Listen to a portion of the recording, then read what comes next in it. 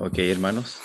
Entonces, a los que se han sumado después, damos la bienvenida y hoy nos toca leer el 14º mensaje de esta serie de mensajes titulada El mensaje del tercer ángel, valga la redundancia, ¿no es cierto? Eh, el pastor Alonso Trevor Jones presentó en el año 1893 en la conferencia general esta serie de sermones que llevan por título El mensaje del tercer ángel. Y estamos leyéndolos cada miércoles en este grupo. Y hoy nos toca entonces leer el mensaje número 14. En el mensaje anterior, el mensaje número 13, hicimos unas reflexiones muy lindas respecto de la mente de Cristo, eh, respecto de la imposibilidad que tenemos con nuestra propia mente carnal de percibir las cosas de Dios y de alguna manera de pensar como Dios desea que pensemos.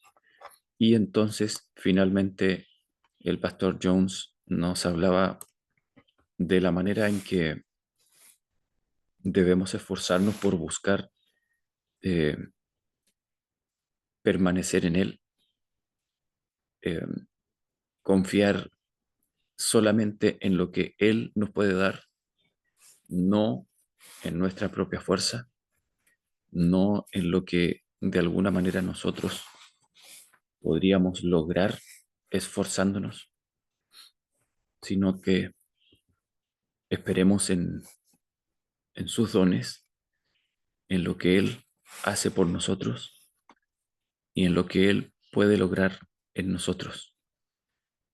Finalmente se nos hablaba de el descanso que podemos obtener en Cristo y cómo aquel que más plenamente descansa en Cristo, decía la hermana Elena White en El Camino a Cristo, es el más ardiente y activo en el trabajo para Él. El corazón que más plenamente descansa en Cristo será el más ferviente y activo en el servicio a Él. Tal es la auténtica fe, una fe que traerá sobre vosotros el derramamiento de la lluvia tardía. Nos traerá a vosotros y a mí la enseñanza de la justicia de acuerdo con la justicia, la viva presencia de Jesucristo, a fin de prepararnos para el fuerte pregón y para que llevemos el mensaje del tercer ángel de la única forma en que desde esta asamblea podemos llevarlo. Así pasamos entonces al mensaje número 14 hoy y comienzo su lectura. Voy a compartir la pantalla para que ustedes también puedan seguir la lectura.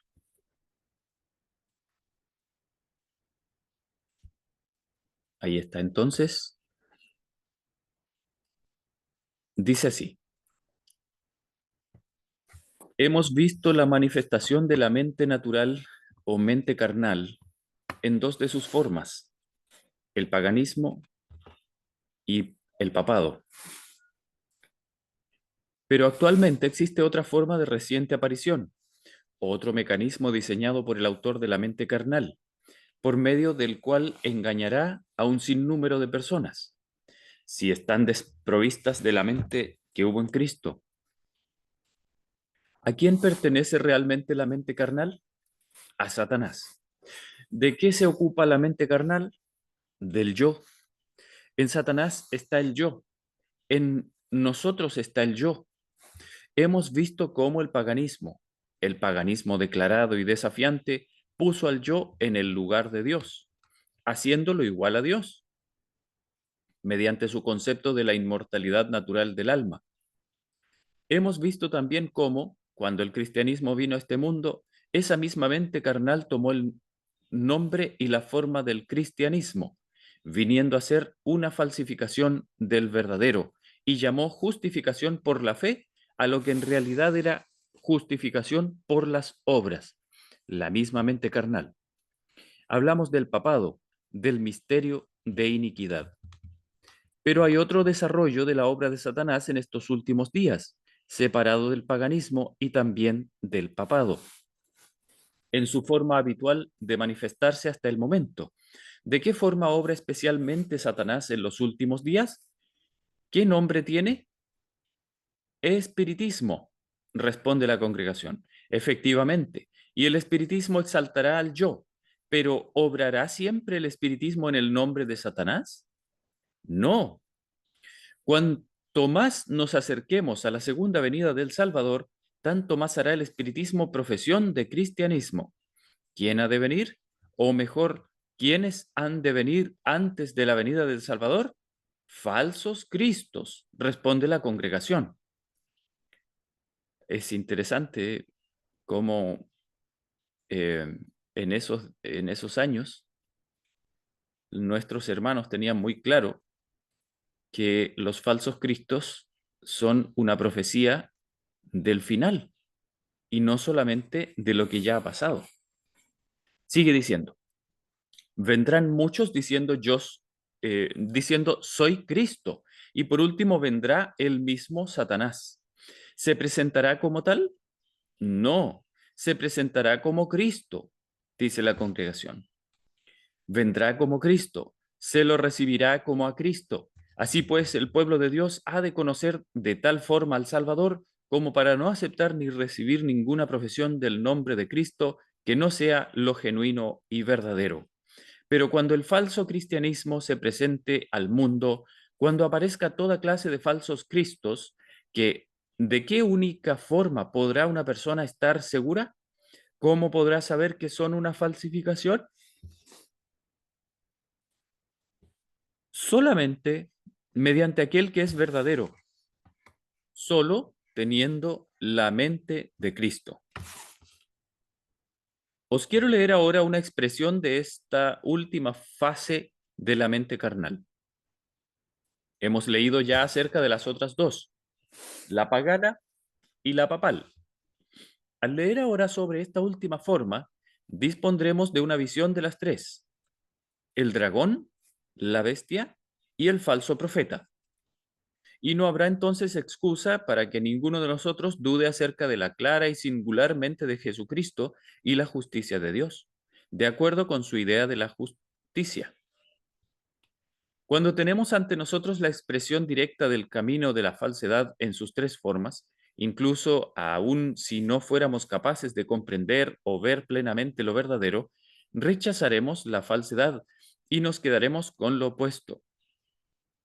¿No estaremos acaso prestos a desechar al diablo a quien vemos y a aceptar al Señor a quien no podemos ver de la forma en que desearíamos? ¿A quién preferiréis? Yo me quedo con el Señor a ojos cerrados, más bien que a Satanás con los ojos abiertos. He traído aquí una publicación mensual. Luego os diré de lo que se trata, pero quiero antes leeros uno o dos pasajes de ella.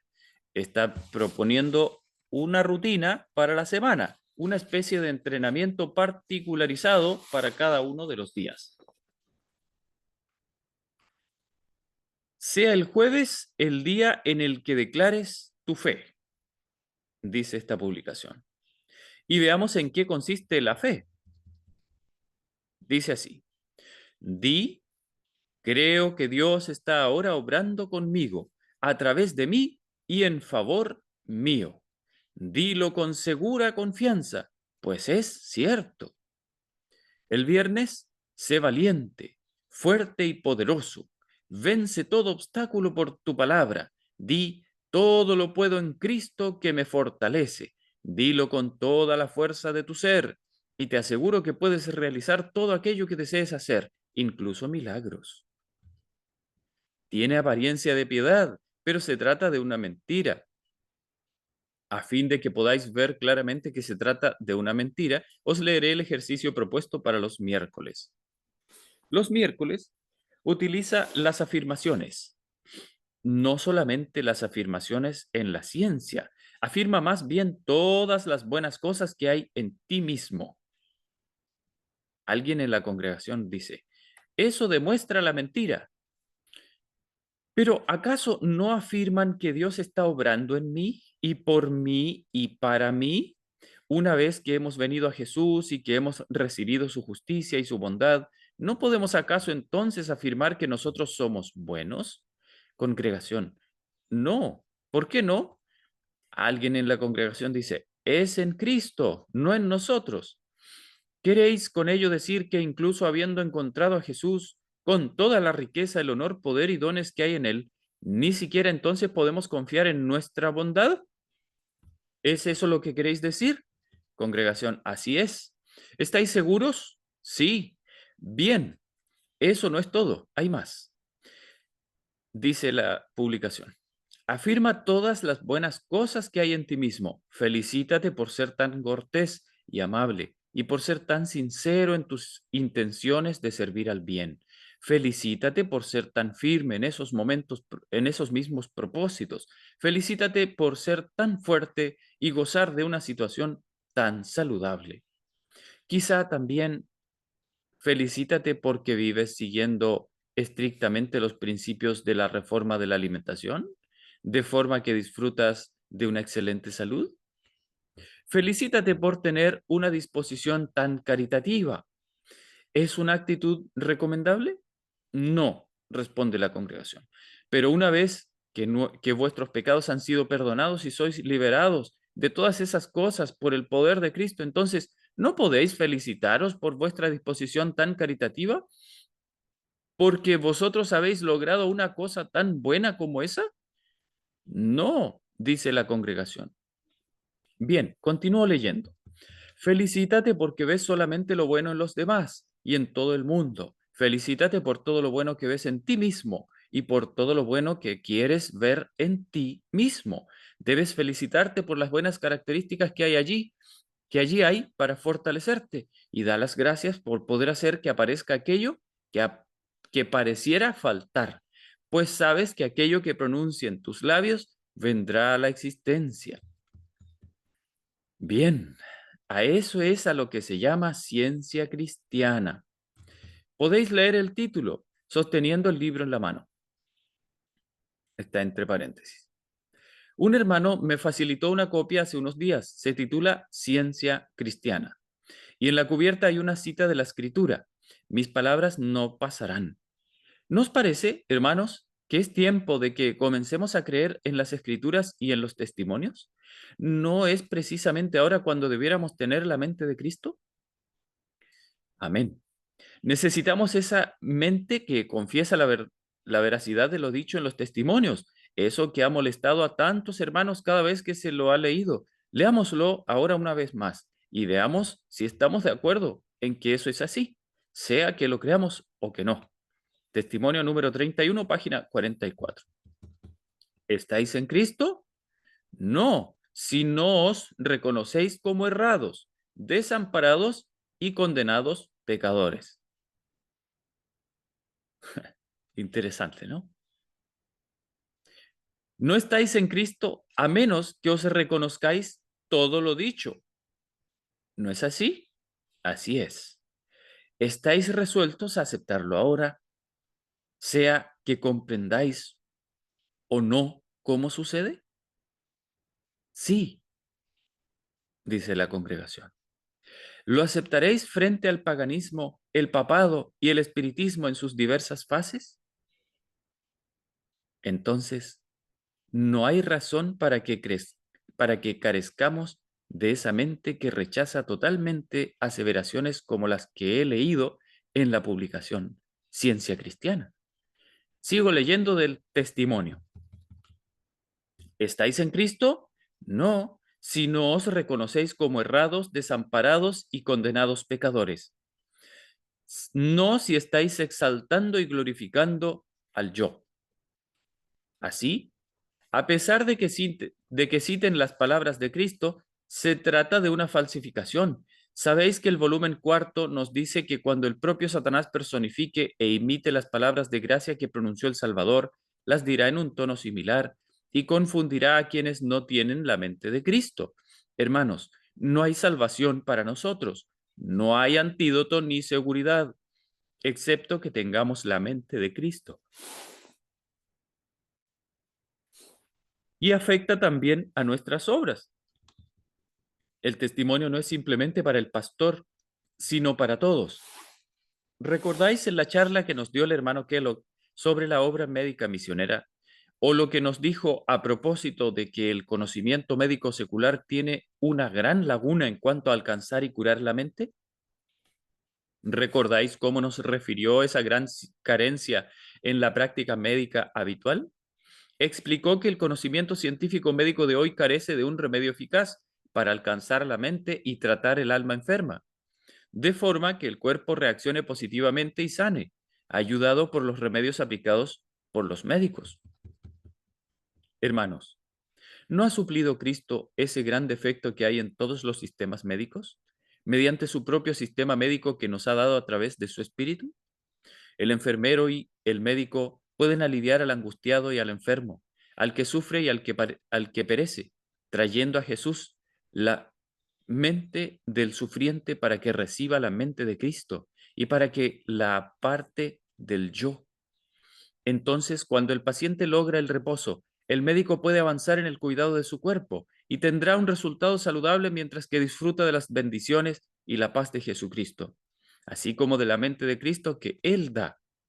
¿Podemos ver cómo está presente en todo vuestro quehacer, manifestándose en todo lugar?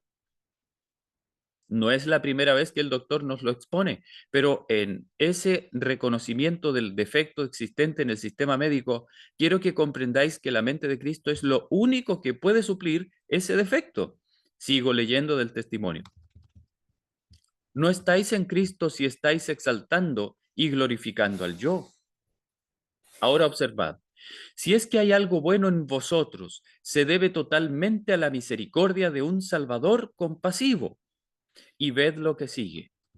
Vuestro nacimiento, vuestra reputación, vuestra riqueza, vuestros talentos, vuestras virtudes, vuestra propiedad, vuestra filantropía o cualquier otra cosa en vosotros o relacionada con vosotros, no formará un nexo de unión entre vuestra alma y Cristo. ¿Es así? Sí, responde la congregación. El hermano Underwood dice, por favor, lea eso de nuevo. Dice, vuestro nacimiento, vuestra reputación, vuestra riqueza, vuestros talentos, vuestras virtudes, vuestra piedad, vuestra filantropía o cualquier otra cosa en vosotros o relacionada con vosotros, incluyendo vuestras buenas obras, no formará un nexo de unión entre vuestra alma y Cristo. Vuestra relación con la iglesia, la forma en la que vuestros hermanos os ven, carecerán de todo valor a menos que creáis en Cristo. Y ahora os recalcaré las palabras escritas en cursiva. No es suficiente con creer acerca de Él, sino que habéis de creer en Él. En Él. ¿Qué significado tiene? Habéis de reposar totalmente en su gracia salvadora. Eso es cristianismo, es la mente de Cristo, es lo contrario al satanismo. Son mutuamente excluyentes. Lo encontraréis también en el camino a Cristo. Si bien no exactamente las mismas palabras, leeré algunos párrafos del libro en las páginas 62 a la 71. La condición para alcanzar la vida eterna es ahora exactamente la misma de siempre, tal cual era en el paraíso antes de la caída de nuestros primeros padres. La perfecta obediencia a la ley de Dios, la perfecta justicia. Si vosotros y yo no la tenemos, jamás alcanzaremos la vida eterna, ni ahora ni en ninguna ocasión posterior. Si no tenemos perfecta obediencia a la ley de Dios, desde nuestro primer suspiro hasta el último, entonces estamos desposeídos de la vida eterna. Pero tan ciertamente como tengamos perfecta obediencia a la ley de Dios, tenemos vida eterna ya desde ese mismo momento.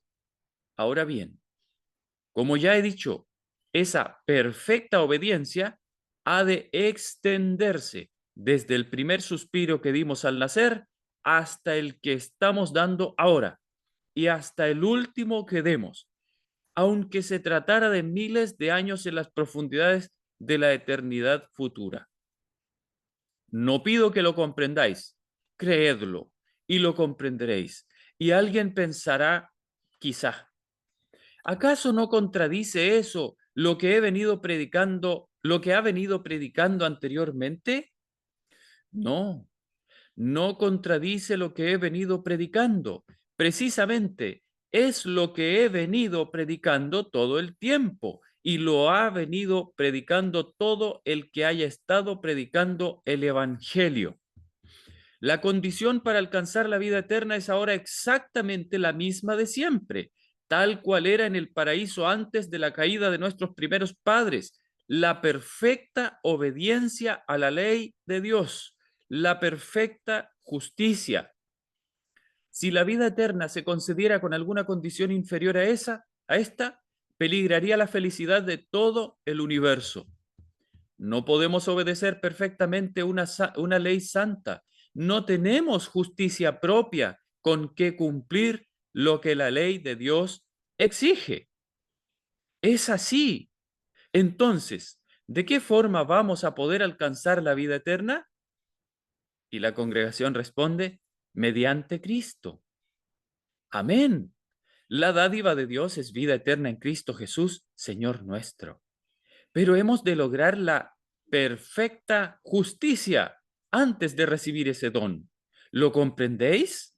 En Cristo hay perfecta justicia, hay perfecta obediencia a la ley de Dios, desde el nacimiento hasta la tumba. Acéptala y satisfará plenamente la condición ineludible bajo la cual es posible para cualquiera obtener la vida eterna.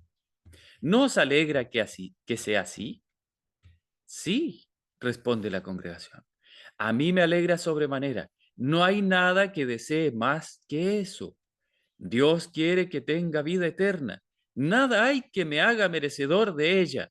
No poseo nada de lo que se requiere, nada que cumpla la gran condición bajo la que puede únicamente ser otorgada. Todo lo que yo tengo significaría la ruina para el universo de Dios, si fuera la base sobre la que se me otorgara la vida eterna. Dios no puede dármela de esa manera, pero lo cierto es que Él quiere dármela. Y tan intenso es su deseo de que tenga la vida eterna que murió para poder dármela. Amén, responden la congregación. Podemos afirmar que es como si Dios, quien es amor, viniera y nos dijera, aquí, en Cristo, tenéis perfecta obediencia desde la primera respiración que disteis hasta la última. Tomadlo a Él y a su justicia y tendréis su perfecta obediencia. Esa es la condición. Alabado sea Dios. No tenemos justicia propia con que cumplir lo que la ley de Dios exige, pero Cristo nos preparó una vía de escape. Gracias sean dadas al Señor. Cristo vivió en esta tierra en medio de pruebas y tentaciones como las que nosotros tenemos que arrostrar. Sin embargo, su vida fue impecable. Murió por nosotros y ahora ofrece quitar nuestros pecados y vestirnos de su justicia. Magnífico intercambio. ¿No es increíble que los hombres duden, se lo piensen tanto y demoren someterlo todo a fin de permitir ese bendito intercambio? ¿No es pasmoso? Si os entregáis a Él y le aceptáis como vuestro Salvador, por pecaminosa que haya sido vuestra vida, sois considerados como justos debido a Él. El carácter de Cristo reemplaza el vuestro y sois aceptados por Dios como si no hubierais pecado. Efectivamente, una vez que hemos procedido así, quedamos ante Dios como si nunca hubiésemos cometido un pecado en este mundo, como si hubiésemos sido ángeles todo el tiempo. Tal es la bondad de Dios. Así de maravilloso es nuestro Salvador. Amén, responde la congregación. Permitámosle que obre según su voluntad. Más aún. ¿Podría haber más aún? Efectivamente, así lo afirma el Señor. Más aún. Cristo cambia el corazón y habita en él por la fe. Esa es la gran bendición. ¿De qué serviría la vida eterna con un corazón irregenerado? No, no se para en ese punto. Cambia el corazón. Debéis mantener esta comunión con Cristo por la fe y la sumisión continua de vuestra voluntad a Él. A ese particular dedicamos la meditación de ayer. La lección se repite una y otra vez. Mientras lo hagáis, Él obrará en vosotros para que queráis y hagáis conforme a su beneplácito. Así podréis decir, Dios nos ha dado permiso para decir, aquella vida que ahora vivo en la carne, la vivo por la fe en el Hijo de Dios, el cual me amó y se dio a sí mismo por mí. Así dijo el Señor Jesús a sus discípulos, no sois vosotros quienes habláis, sino el Espíritu de vuestro Padre que habla en vosotros. De modo que si Cristo obra en vosotros, manifestaréis el mismo Espíritu y haréis las mismas obras que Él. No podéis hacerlo de otra manera. Cristo es el mismo ayer, hoy y por los siglos. Es el mismo aquí, en nuestra carne ahora, como lo fue en los días de su carne. Las mismas obras que Él, obras de justicia y obediencia. Así que no hay en nosotros mismos cosa alguna de que jactarnos. Gracias al Señor. No vayáis a jactaros diciendo, soy rico y estoy enriquecido, ahora soy sabio, ahora sí que estoy en lo correcto. No, ¿acaso no sería quien eso pretendiera la criatura más errada del universo? ¿Cabría concebir una situación peor que la suya?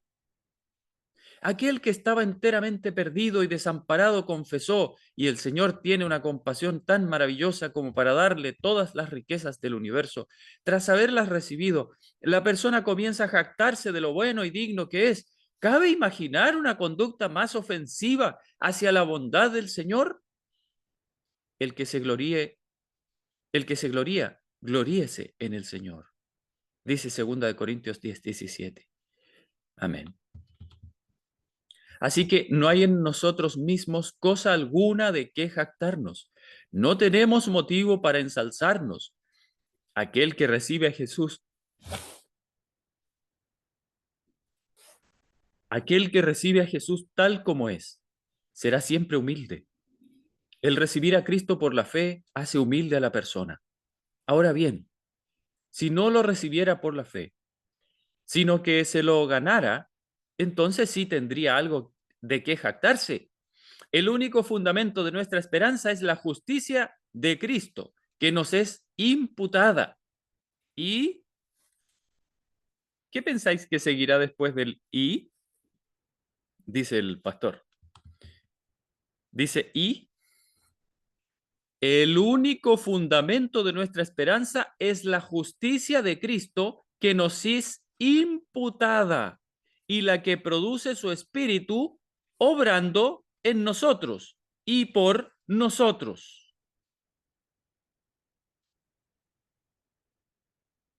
Interesante cita, ¿no? Sigue diciendo, el único terreno de nuestra esperanza es la justicia de Cristo que nos es imputada y la justicia que trae el Espíritu Santo en las obras que realizamos. Y el siguiente párrafo pone de relieve la diferencia entre la creencia satánica y la fe genuina, tal como hemos visto con anterioridad. Es un tema común. Cuanto más cerca estéis de Jesús, más imperfectos os reconoceréis, porque veréis tanto más claramente vuestros defectos a la luz del contraste de su perfecta naturaleza. Esta es una señal cierta de que los engaños de Satanás han perdido su poder.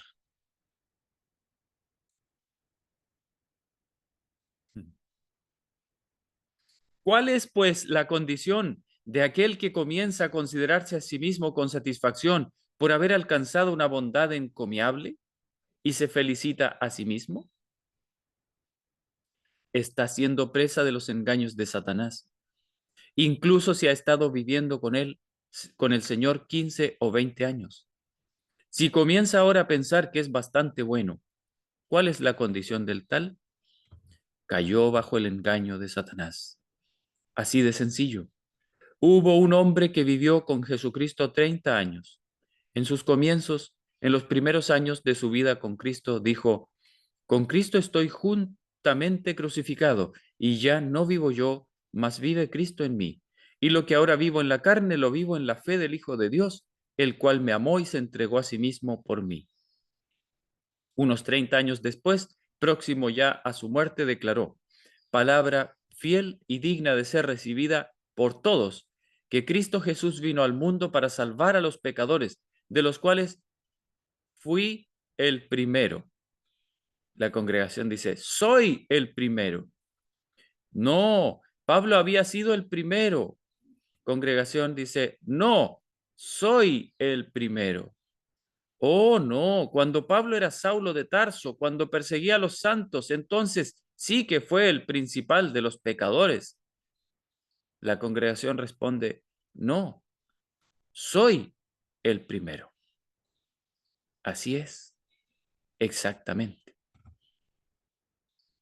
Cristo Jesús vino al mundo para salvar a los pecadores, de los cuales yo soy el primero.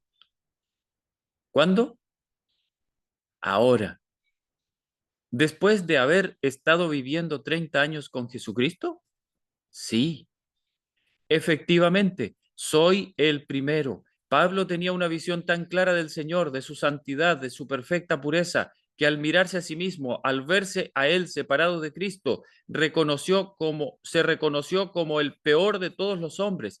Eso es cristianismo. Esa es la mente de Cristo. Lo opuesto es la mente de Satanás. Por consiguiente, esta es una señal cierta de que los engaños de Satanás han perdido su poder y de que el Espíritu de Dios os está despertando. No puede haber amor profundo hacia el Señor Jesús en el corazón que no comprende su propia perversidad. El alma transformada por la gracia de Cristo admirará el divino carácter de Él, pero cuando no vemos nuestra propia deformidad moral, damos prueba inequívoca de que no hemos vislumbrado la belleza y excelencia de Cristo. Eso es cristianismo, hermanos. Estudiemos ahora lo que declara la Biblia. ¿Qué os parece? Hermanos, nuestra situación es terrible en esta asamblea, en esta reunión. Terrible. Lo dije ya en una ocasión anterior, pero me doy mayor cuenta ahora que entonces. No puedo evitarlo, hermanos. Ni uno solo de entre nosotros ha podido soñar cuál es el terrible destino que está en juego en los días en los que nos encontramos. El hermano Olsen dice: así es. Sí, hermanos, mientras que los días pasan, ¿está creciendo nuestro fervor por buscar a Dios? ¿O está más bien languideciendo? Las primeras lecciones, cuando comenzamos aquí, fueron frescas y nuevas, trajeron la verdad en líneas claras y enérgicas. Pudimos ver su efecto. Fueron tocados los corazones, cómo se estremecen los árboles del monte a causa del viento. Pero hermanos, ¿cesó la brisa? ¿Qué sucede ahora? Si nuestras impresiones, nuestro sentido de la necesidad, si nuestro fervor no está profundizándose, entonces hay motivo para que cada uno de nosotros nos preocupemos. No estoy refiriéndome a nosotros como una comunidad, simplemente de una forma general. La única forma en que podemos lograrlo es de forma individual. Si no lo estoy haciendo, si no lo estáis haciendo, entonces algo anda mal. Ahora, hermanos, otro pensamiento. El Espíritu de Dios nos ha conminado a que examinemos las obras de la mente carnal y a que veamos lo que harán por el hombre, cómo lo engañarán de toda forma posible. El paganismo, el papado y la imagen del papado, el dragón, la bestia y el falso profeta, lo hemos visto y el Señor tiene en ello una lección para nosotros. Ahora, hermanos, liberemos toda restricción para que nuestra alma pueda rehusar todo lo que impide que recibamos con la presta disposición de un niño aquello que Dios tiene para darnos. Amén. Permitamos que avancen en el examen del corazón y la confesión del pecado. ¿Acaso no nos dice Jesús, sé pues celoso y arrepiéntete? ¿Qué significa ese pues causal? Es como decir, por lo tanto, sé celoso y arrepiéntete. El por lo tanto obedece a las causas o razones que han sido expuestas previamente a esa disposición y que vamos a examinar. ¿Qué dijo antes el testigo fiel? Yo conozco tus obras, que ni eres frío ni caliente. Ojalá fueras frío o caliente, pero por cuanto eres tibio y no frío ni caliente, te vomitaré de mi boca. Tú dices, yo soy rico, me he enriquecido y de nada tengo necesidad, pero no sabes que eres desventurado, miserable, pobre, ciego y estás desnudo. Por lo tanto, yo te aconsejo que compres de mí oro refinado en el fuego para que seas rico, y vestiduras blancas para vestirte, para que no se descubra la vergüenza de tu desnudez. Y unge tus ojos con colirio para que veas. Yo reprendo y castigo a todos los que amo. Sé, pues, celoso y arrepiéntete. ¿Cuánto abarca ese pues causal? Lo abarca todo. Sí, lo primero que dice es, yo conozco tus obras. Y lo último, sé pues, celoso y arrepiéntete. ¿Estáis ahora dispuestos a arrepentiros de vuestras obras? ¿Lo estáis realmente? ¿Estáis dispuestos a admitir que las obras que habéis realizado no son tan buenas como las que Jesús hubiera hecho si hubiera estado aquí, en lugar de vosotros? Sí, 1000 veces sí, dice una voz. Bien. ¿Cuánto bien van a haceros esas obras?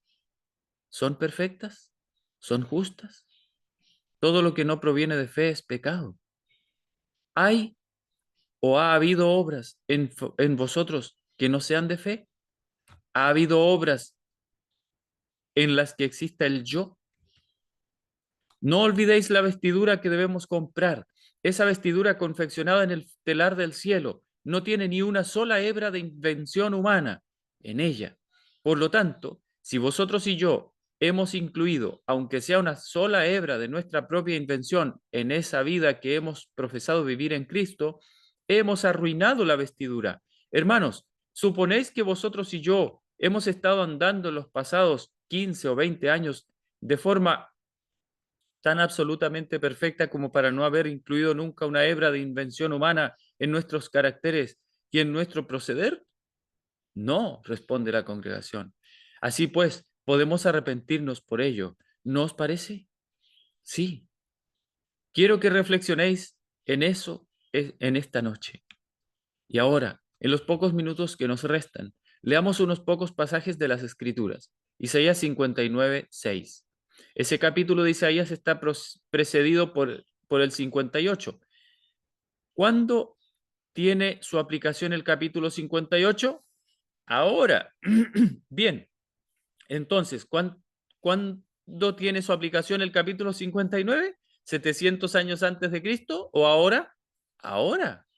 Sus telas no servirán para vestir, ni de sus obras serán cubiertos. Sus obras son obras de iniquidad y obra de rapiña está en sus manos.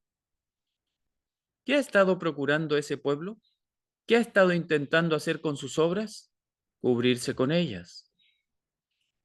Cuando afirma que no serán cubiertos de sus obras, la implicación es que eso es precisamente lo que han estado pretendiendo.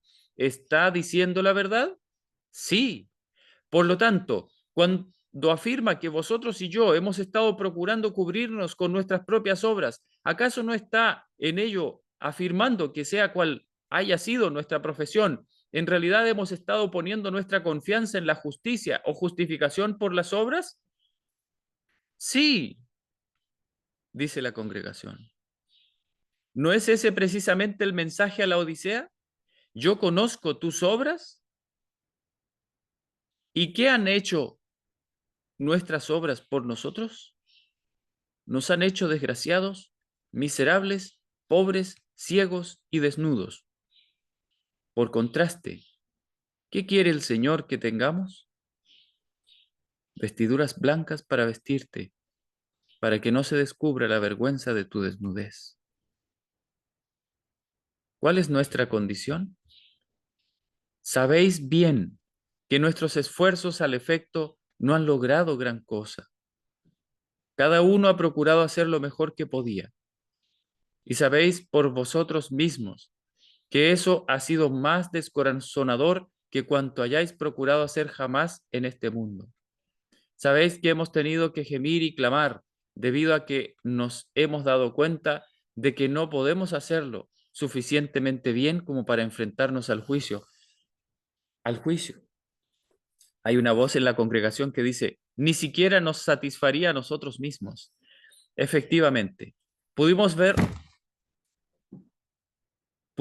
nuestra desnudez al procurar hacer lo mejor que sabíamos para cubrirnos a nosotros mismos. ¿Sabéis que es así? Así lo afirma el Señor, ¿no es cierto? Sí, ¿no es ya tiempo de que confesemos, Señor, así es? Leo de nuevo, sus telas no servirán para vestir,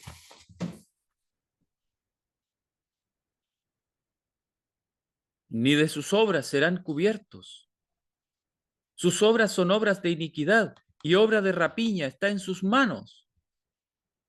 El Señor desea que estemos cubiertos, de forma que no aparezca la vergüenza de nuestra desnudez.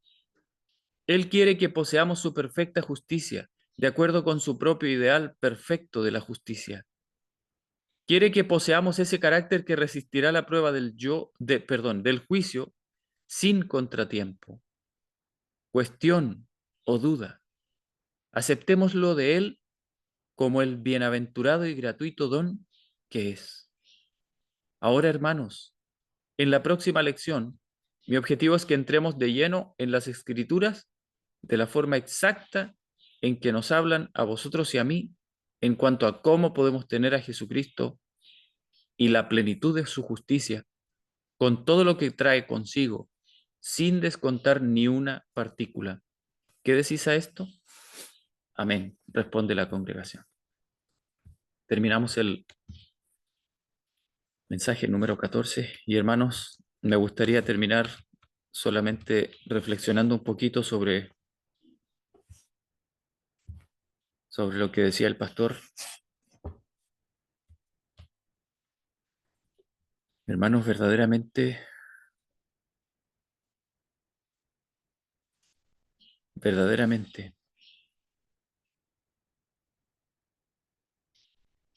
y esto me toca a mí profundamente,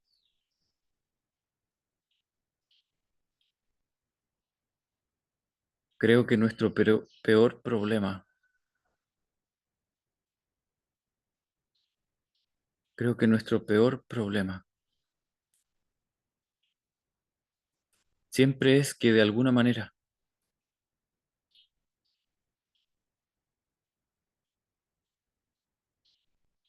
deseamos ver algo bueno en nosotros.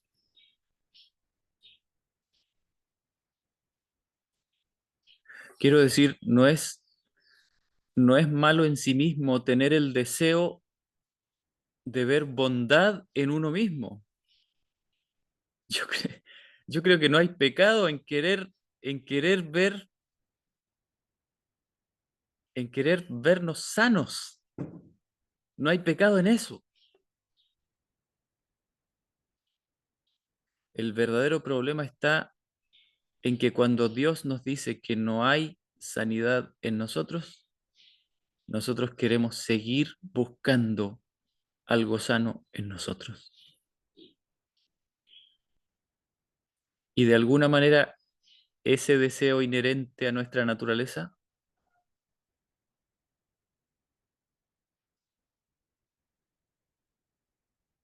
nos hace actuar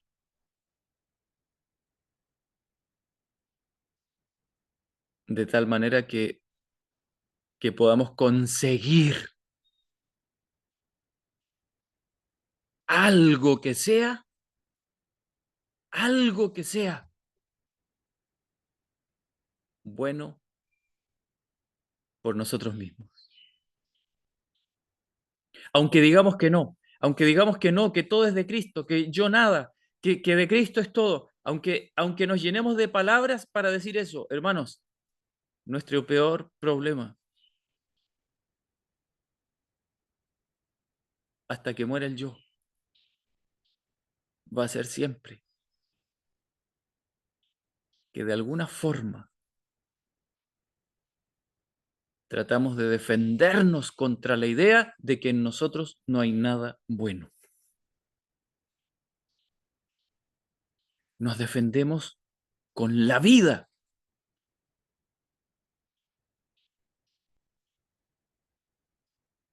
Y hermanos, justamente allí está la salvación, en dar ese paso, ese sencillo paso de aceptar radicalmente y exclusivamente la justicia de Cristo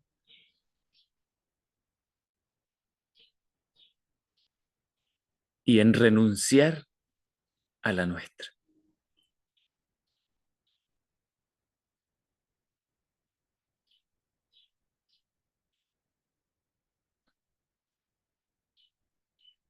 Que el Señor nos ayude, que el Señor nos ayude. No es fácil, hermano. Es sencillo, pero no es fácil. No es fácil porque eso equivale a lanzarse a un precipicio,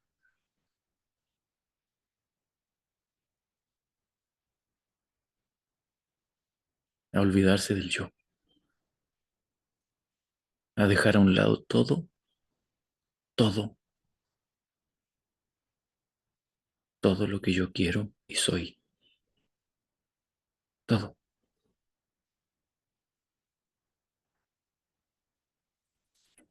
Oremos, hermano. Padre bendito,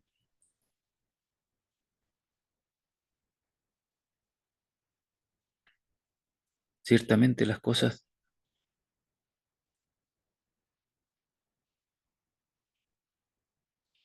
de la salvación van más allá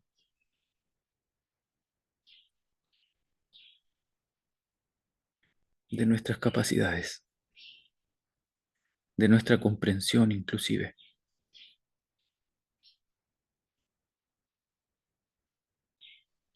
Y si alguna cosa tú nos das a entender, es porque tú nos la das a entender, no porque nosotros lo captemos.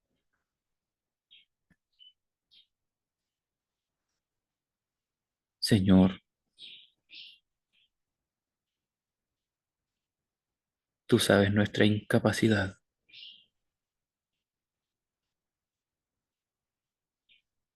tú conoces nuestra profunda incapacidad de actuar bien de alguna manera.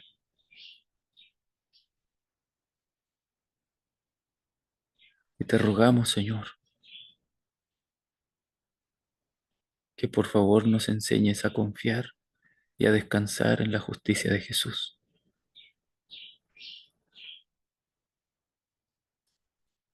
Y si a alguien le raspa esto,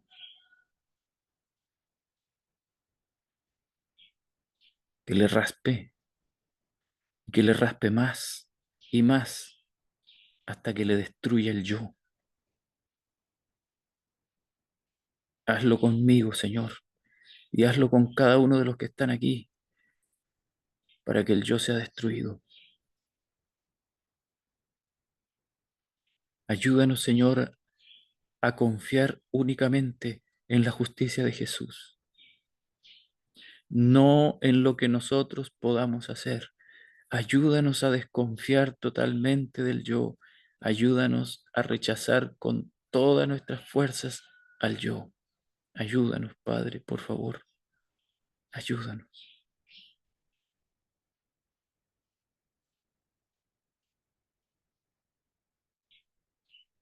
Y si tú tienes a bien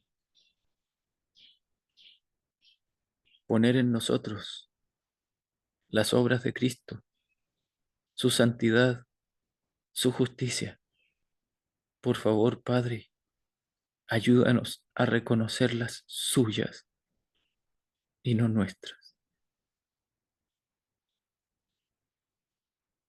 Nosotros, pecadores, inmundos, miserables, siempre.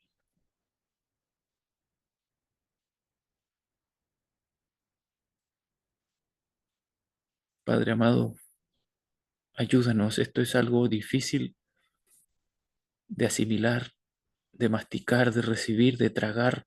Es difícil, es imposible, Señor, si tú no nos lo das por tu Espíritu. Tu palabra dice que las cosas espirituales se han de entender espiritualmente, se han de discernir.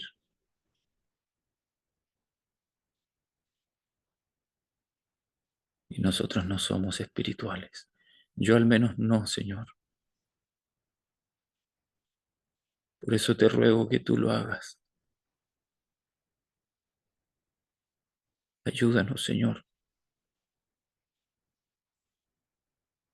En el nombre de Jesús te lo pido. Amén. Amén.